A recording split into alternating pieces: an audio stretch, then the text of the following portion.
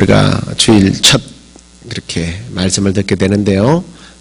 옆에 분들에게 말씀으로 은혜 받으십시오 하고 축복하십시다. 말씀으로 은혜 받으시고 올 한해도 말씀 가운데 승리하는 저와 여러분 되기를 주님의 이름으로 축복합니다. 할렐루야. 사람들이 땀을 흘리고 애쓰고 심지어는 양심의 가책까지 느껴가면서도 많은 돈을 벌기를 그렇게 원해요. 심지어 남을 짓밟아서 혹은 아부하고 권력의 하수꾼이 되어서라도 출세하고 그 권력을 잡고 싶어하는 것이 인간의 욕망입니다. 그런데 이렇게 권력이나 돈이나 지식이나 이런 것들을 쌓으려고 하는 이유가 뭡니까? 결국은 힘을 축적하고 싶어서 그러는 거예요. 힘을 얻고자 하는 겁니다. 그리고 약자들은 늘 힘을 가진 강자들의 뒤에서 한편으로는 두려워하면서도 또 한편으로는 비웃어요. 그리고 시기하고 질투합니다. 오히려 긍정적인 것보다는 부정적으로 생각을 많이 해요. 그런데 그들의 마음속에는 정말 다른 편에서 나도 기회만 있다면 그렇게 권력에 협력하고 아부해서라도 나의 이권을 한번, 나의 욕망을 한번, 내가 가지고 싶은 것들을 누리고 싶은 그런 마음들이 우리 속에 늘 도사리고 있습니다.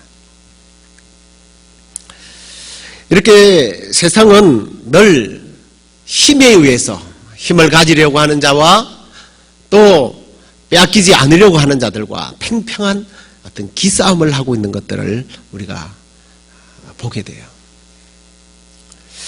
우리 인생의 전반적으로 뒤돌아보면 그런데 이 힘이 종류가 다양하고요. 또 힘에 대한 어떤 판단의 기준이 달라지는 것을 보게 됩니다. 무슨 말이냐면 초등학교 시절에 여러분들이 국민학교 다닐 때 어르신들은 국민학교라고 그랬죠. 요즘은 초등학교라고 그러지만 그 못 살 때에 힘을 가진 아이가 누구예요? 힘을 가진 아이가 좋은 옷 입고 좋은 가방을 다니고 있고 운동화를 신고 다니는 아이가 힘의 중심이었어요. 요즘 아이들은 이해가 안 가는 얘기지만 그때 당시에 제가 학교 다닐 때만 해도 저기 시골 마을이니까 섬마을이니까 대부분 고무신을 신고 다녔어요. 근데 부잣집 아이들은 가방도 가지고 다니고 우리는 책보라고 그랬죠. 보따리에 싸서 메고 다녔는데 책가방을 가지고 다니고 운동화를 신고 다녔어요. 그 학생이 학교의 짱이었어요. 누가 그 권력 앞에 항변을 못했습니다. 그러다가 중고등학교 올라가면 누가 짱이에요? 주먹 센 놈이 짱이에요. 싸움 잘하는 애가 학교에서 짱입니다.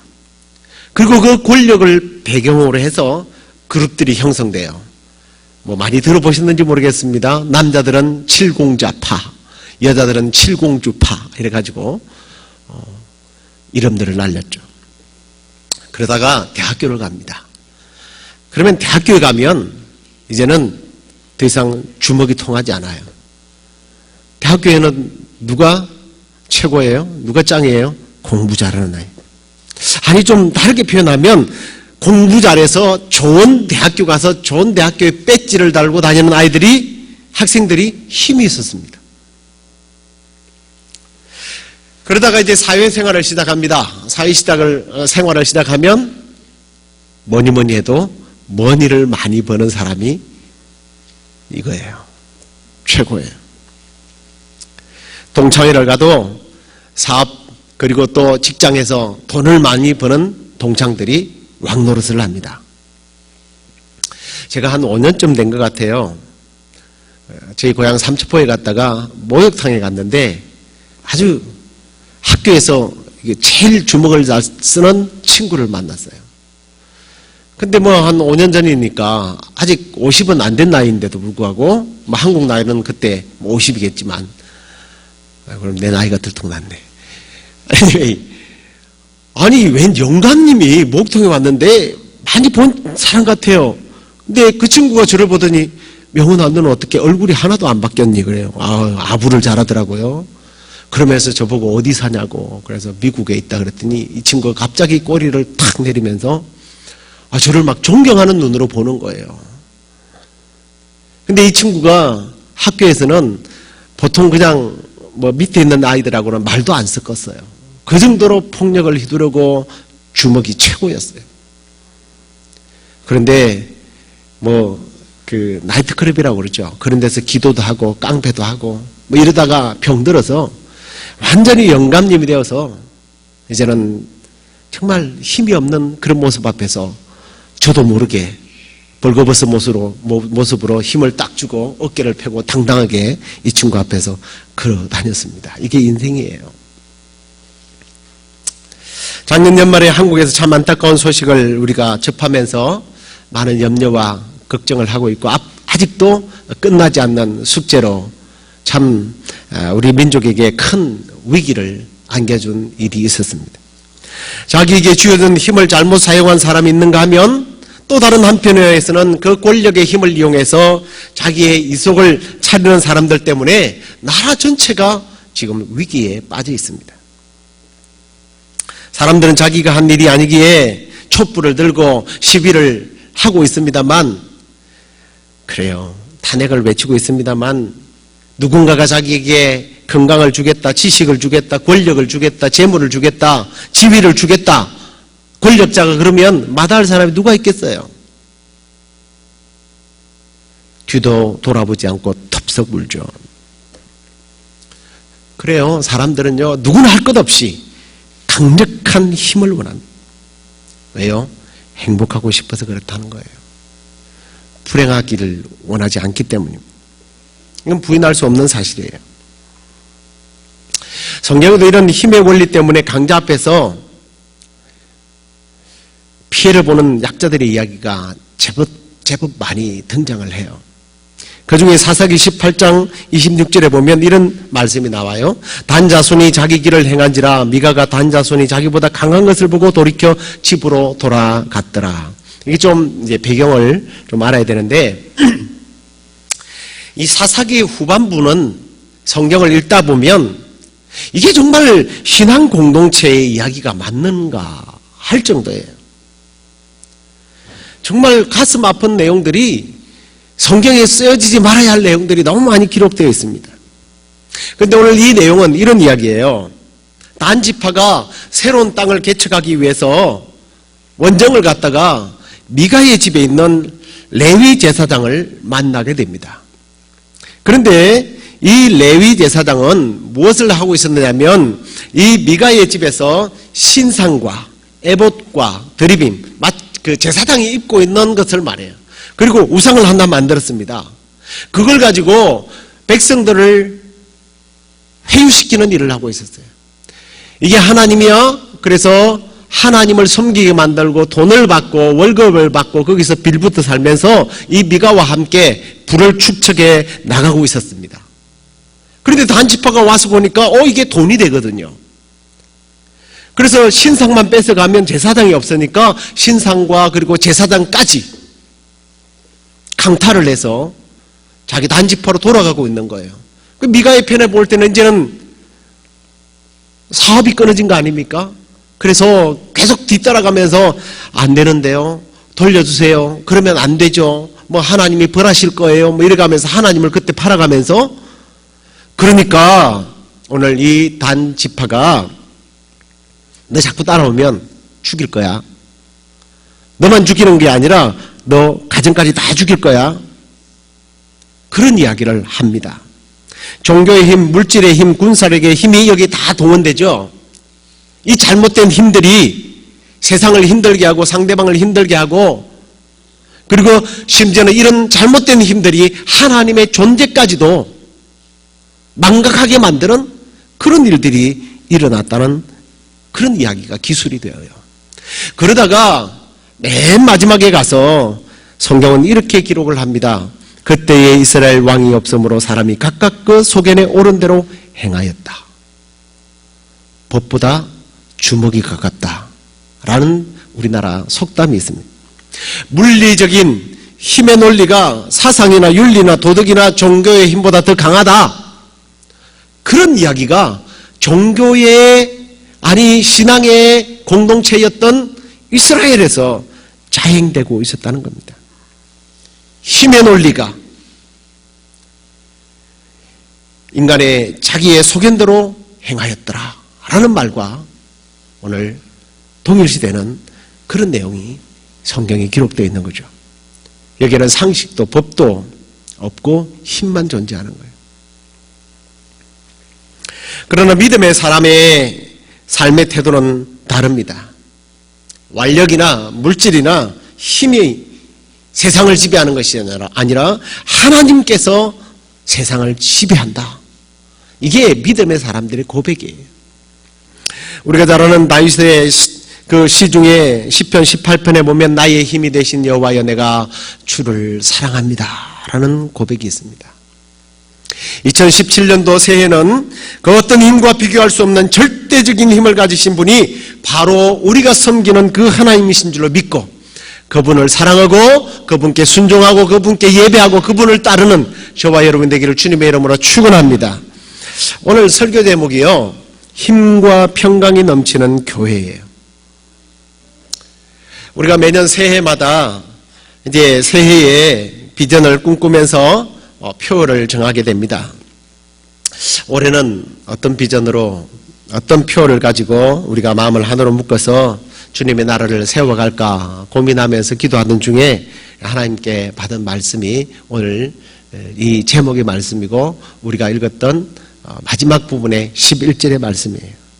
우리 교회 2017년 하나님께서 주신 표는 한번 따라 하십시다. 힘과 평강이 넘치는 교회. 이걸 줄여서 힘과 평강. 다시 한 번 더 시작. 힘과 평강. 예. 하나님께서 힘과 평강이 넘치는 교회로 우리를 이끌어 주실 줄로 믿습니다. 뿐만 아니라 우리 교회뿐만 아니라 여러분의 가정과 기업과 자녀들도 하나님께서 놀라운 힘과 평강으로 우리를 이끌어 주실 줄로 믿습니다. 자, 그러면 먼저 하나님께서 힘을 주신다고 했는데 하나님의 힘이 뭔지, 그 힘의 능력이 어떤 건지 오늘 말씀을 통해서 조금 한번 우리가 관찰해 봐야 할 것 같아요.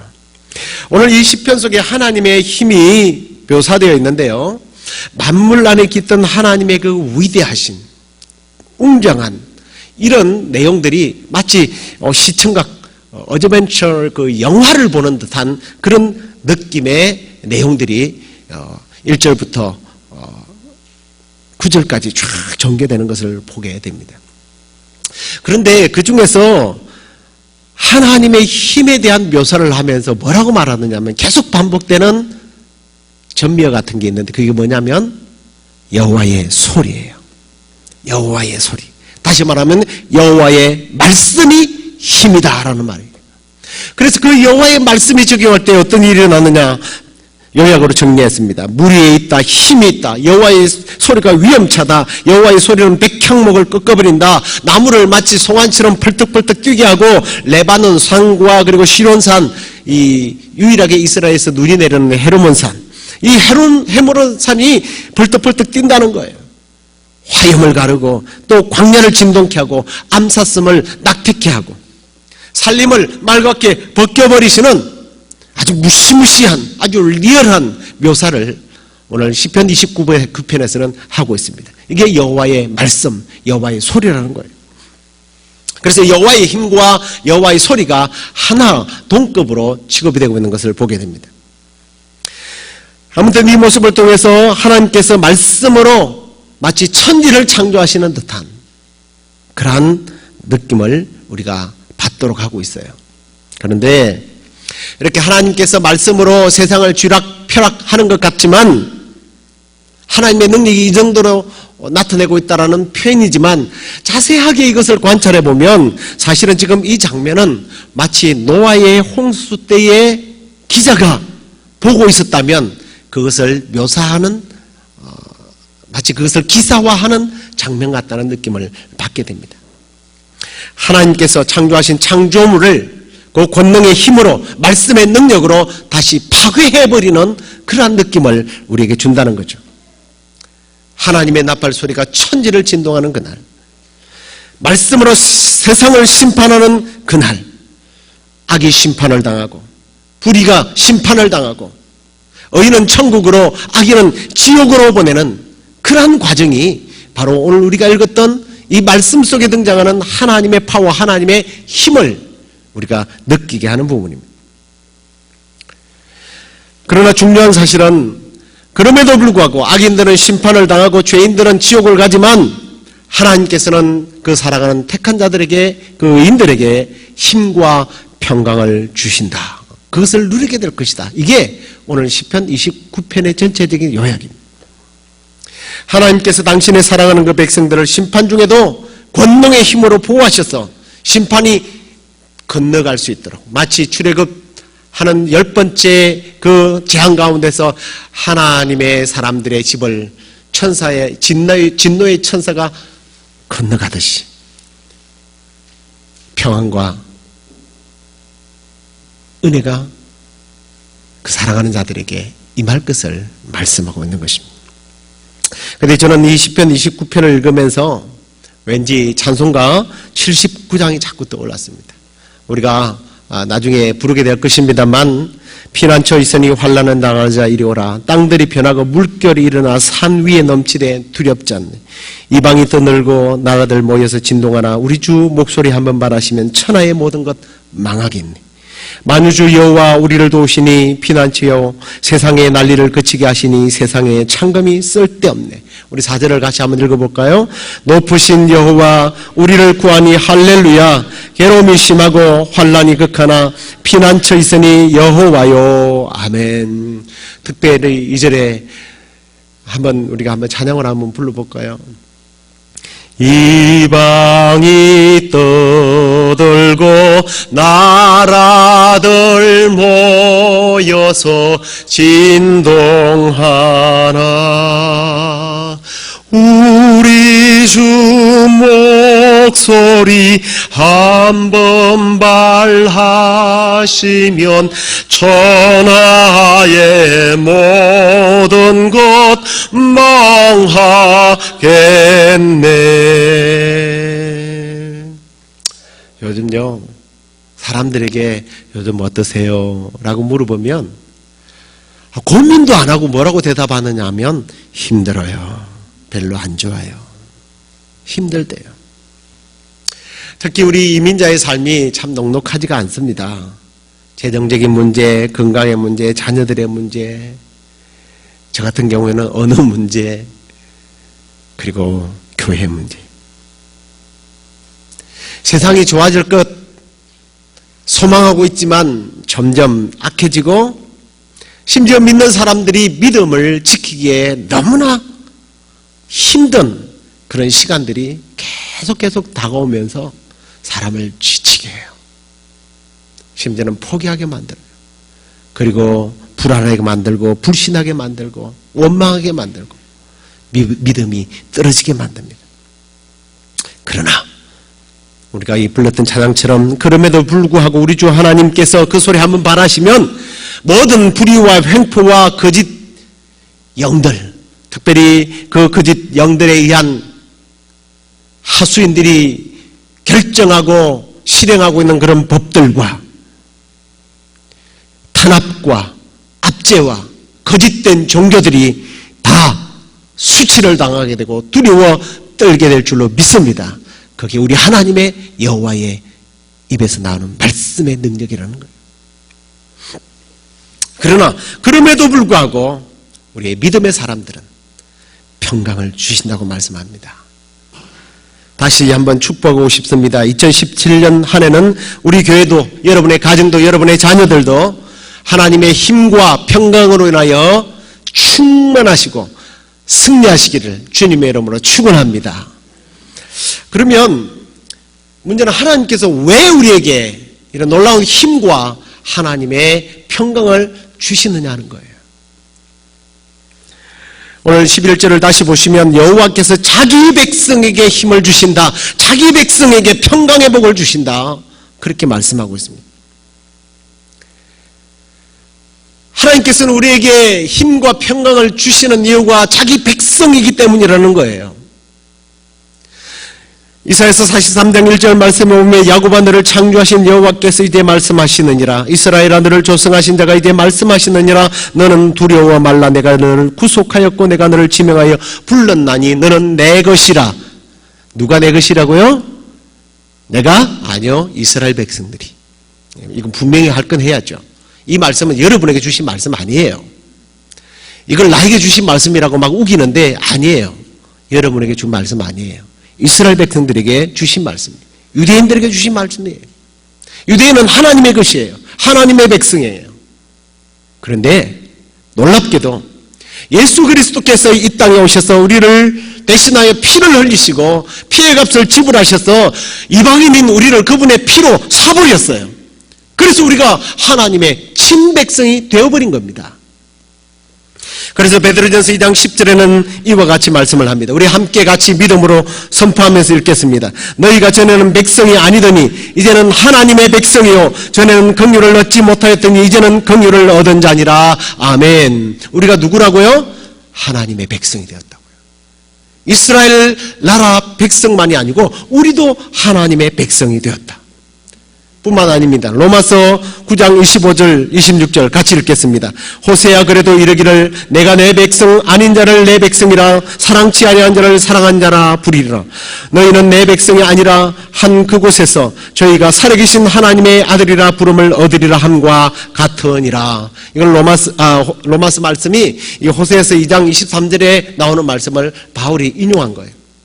하나님이 우연히 그냥 예수 그리스도가 죽고 나니까 아이고 억울해서 나는 이방인들을 내 백성으로 만들어야지 그렇게 한 게 아니라 하나님의 예정된 섭리 가운데서 목적 가운데서 저와 여러분을 하나님의 자녀로 하나님의 친백성으로 만들어버린 거예요.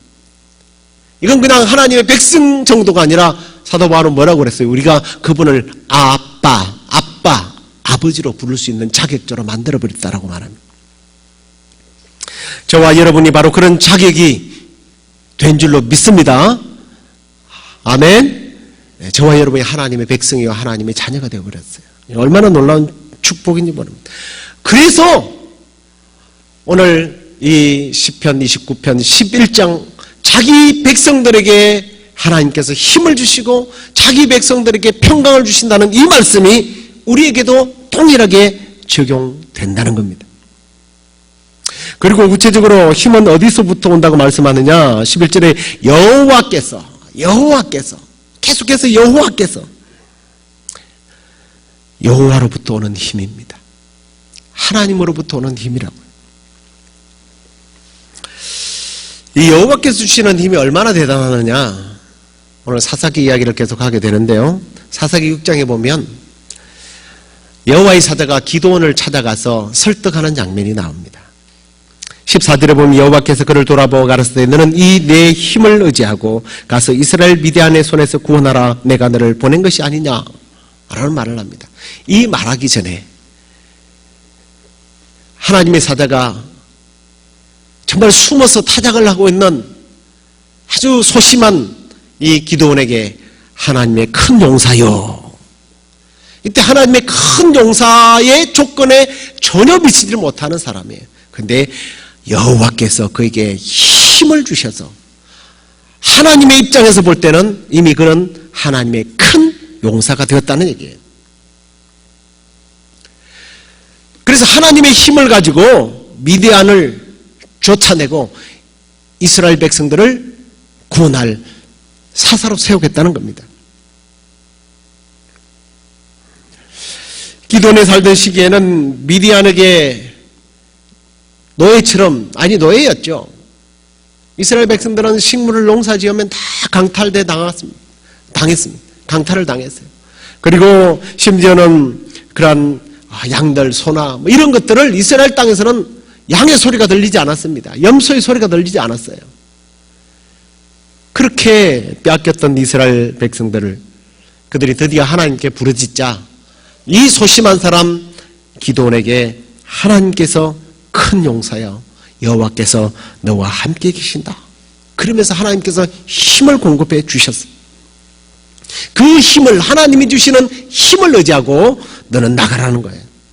아무런 권력도 기술도 힘도 없는, 싸울 능력도 없는 이 사람에게 하나님의 신이 임하고 하나님의 힘이 임하니까 어떻게 돼요? 300명의 용사들이 수십만의 미디안 군사를 물리치게 되는 겁니다. 기드온의 승리의 원동력은 여호와 하나님이죠. 하나님으로부터 공급된 힘이었던 거예요. 세상으로부터 오는 힘도 강력한데 이 세상을 창조하신 창조주 하나님의 힘이 얼마나 대단하겠느냐는 겁니다. 이 대단하신 하나님이 저와 여러분의 아버지십니다. 아멘. 그분이 우리의 왕이십니다. 아멘. 저와 여러분의 왕이시라고요. 그분이 우리의 아버지시라고요. 2017년도 한 해 저와 여러분과 우리 교회가 세상으로부터 오는 힘이 아닌 하나님으로부터 오는 힘을 공급받고 승리하는 복된 한 해가 되기를 다시 한 번 더 주님의 이름으로 축원합니다. 자, 그런데 하나님께서 주시는 힘이요, 이렇게 특별한 사람들에게만 주느냐? 우리 같은 평민들에게는 아닌 것 같은데 라는 생각들이 들 때가 많아요. 아니, 세상에는요, 힘을 주고 뭔가 이 사람을 뭐라고 그래야 되나요? 이 사람을 픽업하고 택업해서 이 사람을 뭔가 개발시키고 이 사람을 훌륭한 일꾼으로 만들고 인재를 만들 때는 뭔가를 봐요. 될성 싶은 나무는 떡잎부터 한다. 그래서 눈초리가 좀 눈이 바짝바짝 빛이 나고 뭐 좀 시켜봤더니 똑똑하고 괜찮으니까 오케이 됐다. 그래서 교육을 시키고 훈련을 시켜서 인재로 만들어요. 그럼 우리 하나님도 그런 하나님이실까 하는 겁니다. 우리 교회에서 보니까 저 학생은 또 저 집사님은 뛰어나, 확실히 탁월해. 생기가 넘치고 에너지가 넘치고 막 긍정적인 사고를 가지고 있고, 그런데 나는 맨날 부정적이야. 나는 힘도 없어. 난 지쳤어. 난 무능력해. 나 무능해. 혹시 그런 분이 계십니까? 우리 같이 한번 말씀을 읽어보겠습니다. 이사야서 40장 29절 말씀입니다. 같이 읽겠습니다. 피곤한 자에게는 능력을 주시며 무능한 자에게는 힘을 더하시나니. 아멘. 여러분, 피곤하고 무능력하고 나는 보잘것없다고 생각하지 마십시오. 포기하지 마십시오. 힘의 근원이신 하나님이 역사하기만 하면, 하나님이 힘을 주시기만 하면 피곤한 자에게 능력을 주십니다. 무능력했다고 포기하고 주저앉아 있는 사람들에게 능력과 힘을 공급해 주시는 분이 우리 하나님이란 말이에요. 그러면 오늘 이렇게 피곤한 자에게 능력을 주시고 무능한 자에게 힘을 주신다라고 하는 말씀까지만 우리가 성경을 알게 되면 모순에 빠져요. 그러면 신앙생활도 안 하고 뭐 주일도 안 지키고 자기 할 일 다 해가면서 뭐 그러다가 실컷 놀다가 지치고 어디 가서 뭐 예를 들어서 스키장에 가서 어저께 밤새도록 놀고 왔는데 오늘 지쳐가지고 아이고 피곤해서 교회 못 가는데 하나님께서 그래도 나에게 힘을 주시네. 그런 것은 아니라는 거죠. 성경에는 구원받는 부분에 있어서는 정말 예수 그리스도를 믿는 조건밖에 없어요. 그런데 하나님으로부터 오는 복의 개념은 뭔가 조건이 있어요. 이 조건이 성취될 때 더 큰 복을 받아요. 오늘 이 말씀이 끝난 후에 어떤 사람이 정말 하나님께로부터 오는 이런 놀라운 힘을 받는지에 대한 말씀이 언급되고 있어요. 이사야서 40장 29절 말씀 이후에 31절에 이렇게 기록하고 있습니다. 같이 읽겠습니다. 시작. 오직 여호와를 앙망하는 자는 새 힘을 얻으리니 독수리의 날개쳐 올라감 같을 것이요 다른 박질하여도 곤비치 아니하겠고 걸어가도 피곤치 아니하리로다. 독수리가 날개쳐 올라감 같이 다른 박질하여도 피곤치 아니하는 그런 삶을, 그런 힘을 누구에게 주신다고요? 여호와를 앙망하는 사람. 하나님으로부터 오시는 힘의 근원은 누구에게? 앙망하는 자에게. 다시 말하면 사모하는 자에게. 그 힘을 받기를 원하는 사람? 네, 그것도 맞는 일이지만 여호와를 사모하는 사람이에요. 힘을 사모하는 게 아니에요. 여호와를 사모하는 사람, 여호와를 앙망하는 사람. 여호와의 힘이 아니에요. 능력이 아니에요. 그분의 지혜가 아니에요. 여호와 자신을 사랑하는 사람. 여호와 그분이 나의 힘이라는 것을 아니까 여호와 그분에게 집중하는 사람, 그런 사람에게 하나님께서는 은혜 베푸신다는 겁니다. 특별히 여호와를 앙망한다는 것이 뭡니까? 하나님을 바라보고 사모하고 하나님을 온전히 신뢰하고 믿고 따르는 거예요. 어느 정도까지 하나님을 믿고 신뢰하고 그분을 따라야 돼요? 아브라함처럼. 아브라함을 보세요. 100세에 낳은 아들입니다.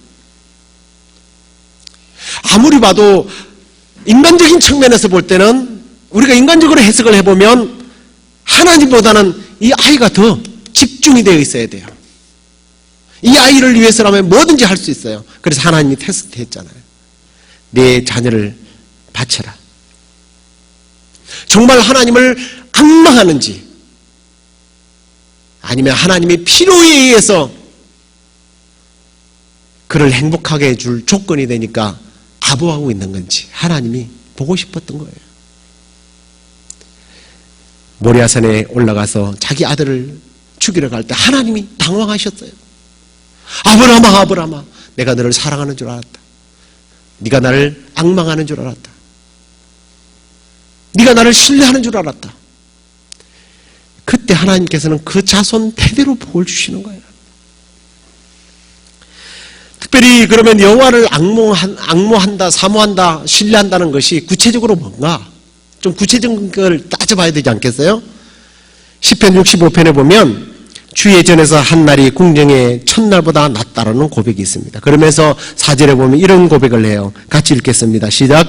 주께서 택하시고 가까이 오게 하사 주의 뜰에 거하게 하신 사람은 복이 있나니 우리가 주의 집 곧 주의 성전의 아름다움으로 만족하리이다. 주의 집을 사모하는 사람.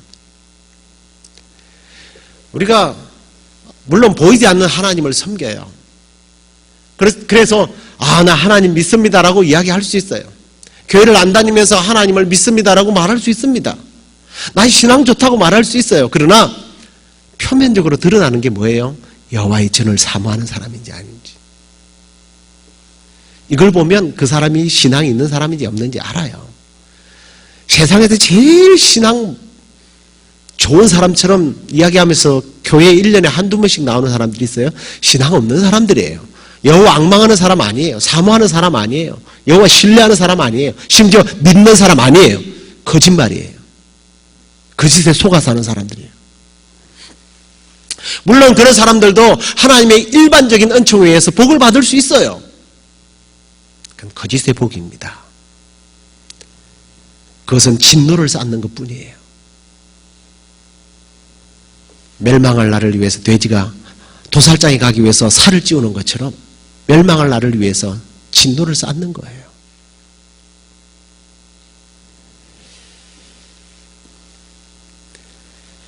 이 고백을 통해서, 이 시인의 고백을 통해서 우리가 배울 수 있는 것은 하나님을 사모하는 사람은 예배를 소중히 여기는 사람.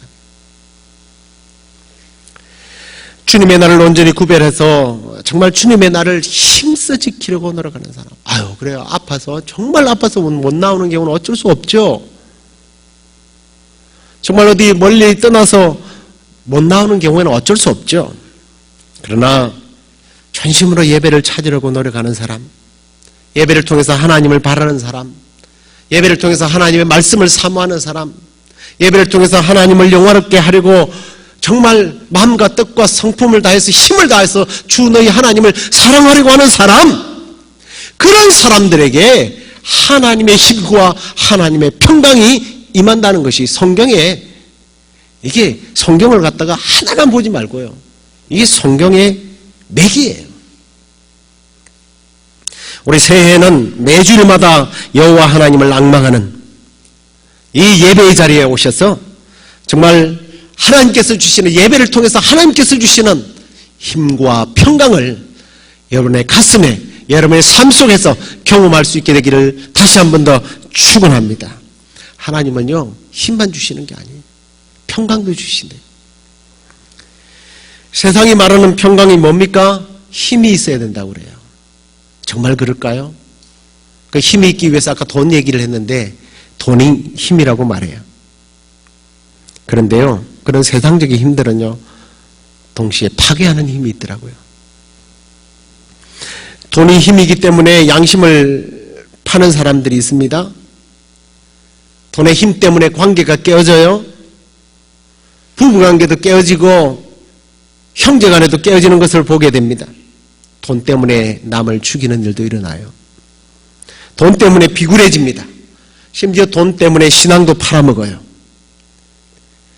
돈이 힘이긴 하지만 평강은 아니에요. 무기가 가진 힘 때문에 평화를 가져오는 때도 있었습니다. 역사상에. 그런데 진정 무기가 가진 힘이 평강일까요? 아니죠. 대량 살상 무기가 점점 개발되어지고 있고요. 세상을 점점 파괴해가고 있습니다. 원자폭탄을 넘어서서 수소폭탄을 터뜨려서 수십만 수백만 명을 동시에 죽일 수 있는 그러한 거대한 힘들이, 그게 평강이에요? 평강이 아니죠. 권력이 평강입니까? 힘으로 사람들을 굴복시키고 힘으로 사람들을 지배하고 그 권력과 결탁하고 그 권력 때문에 수많은 사람들이 눈물을 흘려야 하는 역사의 이야기들을 우리는 잘 알지 않습니까? 힘이 결코 평강일 수는 없어요. 그래서 하나님께서는 힘만 주신다고 하지 않고 평강을 주시겠다고 약속하시는 겁니다. 그런데 이 평강은요, 앞에 말하는 힘과 전혀 상관없이도 버틸 수 있고 이길 수 있고 웃을 수 있고 승리할 수 있는 평강이에요. 예수님께서 요한복음 14장 27절에 이렇게 말씀하셨습니다. 같이 읽겠습니다. 평안을 너희에게 끼치노니 곧 나의 평안을 너희에게 주노라. 내가 너희에게 주는 것은 세상이 주는 것과 같이 아니하리라. 너희는 마음에 근심도 말고 두려워하지도 말아라. 아멘. 주님이 주시는 힘과 평강은요, 어떤 형편이나 처지나 환경이나 여건이나 상황이 아닙니다. 난리가 나고 질병이 있고 기근이 있고 지진이 일어나고 경제적인 불황, 각종 사고들, 폭력이 난무하는 정말 우리 속에서 기쁨과 평강이 뺏길 수밖에 없는 그런 상황이지만 주님이 주신 평강이 있다면 그런 고난과 환난 속에서도 웃을 수 있다는 거예요. 그 마음이 흔들리지 않을 수 있다는 거예요. 이게 주님이 주시는 평강이라고. 이제 말씀을 맺겠습니다.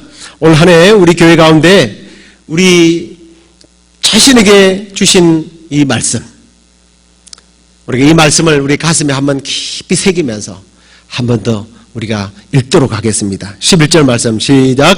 여호와께서 자기 백성에게 힘을 주시며 여호와께서 자기 백성에게 평강의 복을 주시도다. 아멘.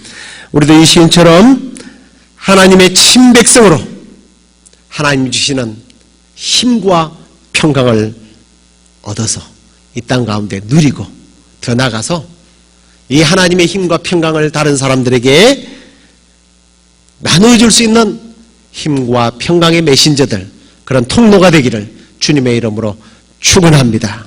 우리 다 같이 일어나서 찬양하겠습니다.